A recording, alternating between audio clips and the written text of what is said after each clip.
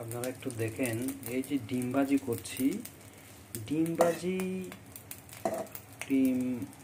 করার ক্ষেত্রে এরকম কোনো বুদবুদ টাইপের কিংবা এরকম কোনো ফেনা টাইপের কিছু বের হয় কিনা আসলে আমার জানা নাই। আশা করি বিষয়টা বুঝতে পারছেন আপনারা।